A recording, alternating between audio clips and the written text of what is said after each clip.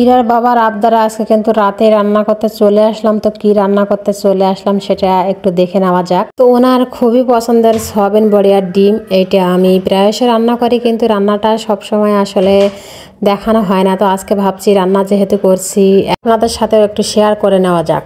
পছন্দের রান্না বলে কথা, আর গ্রামীণ রান্না যেহেতু, সেজন্য মশলা যদি বাড়ানো হয় তাহলে কি চলে, সেজন্য কিন্তু বেটে নিলাম প্রথমে।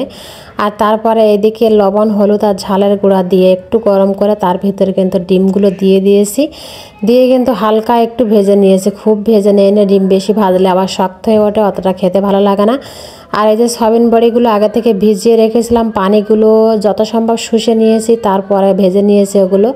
তারপরে তেজপাতা, গরম মশলা আর এই যে পেঁয়াজ রসুন আদা একসাথে বাটা, লবণ ঝালের গুঁড়ো হলুদ গুঁড়ো ধনিয়া গুঁড়ো সব কিছু একসাথে দিয়ে ভালোভাবে মশলা করে কষিয়ে নিয়ে তার ভিতরে কিন্তু সয়াবিন বড়িগুলো দিয়ে দিলাম, মানে ভাজা সয়াবিন বড়ি আর কি। আর সাথে ডিমটাও দিয়ে দিলাম। তারপরে একটু ঝোল দিয়ে দিলাম কষানোর জন্য, ঢাকনা দিয়ে দিলাম একটু সেদ্ধ হওয়ার জন্য। আর যখন ঝোলটা একটু কমে এসেছে তারপরে কিন্তু আমি তার ভিতরে একবারে ঝোলটা দিয়ে দেব, কারণ যে কোনো রান্নায় যদি আপনি কষানোটা ভালো না হয় তাহলে কিন্তু সেই রান্নাটা কখনোই ভালো লাগবে না। এজন্য আমি সবসময় চেষ্টা করি রান্নাটা ভালোভাবে কষিয়ে নেওয়ার জন্য। আর সর্বশেষ তার ভেতরে কিন্তু জিরে মরিচ বেটে একটু অ্যাড করে দিলাম, এটা তো না দিলেই নয়। আর এই যে ফাইনালি আমার সয়াবিন বড়ির লুকটা কিন্তু এরকমই হয়েছিল। আজকে যখন আমি রান্না করছি তখন কিন্তু প্রায় রাত 9টা বেজে গেছে।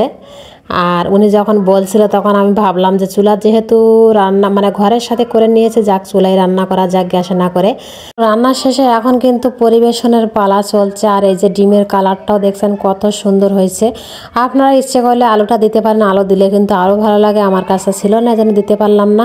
যাই হোক, ইরার বাবার সাথে কিন্তু একটু বিকালে বেরিয়েছিলাম ঘুরতে। ঘুরতে বলতে কিছু কেনাকাটা করতে আর কি। মেয়ে লোকের ঘোরা মানেই তো কেনাকাটা, এটা তো সবাই কম বেশি জানি, তাই না?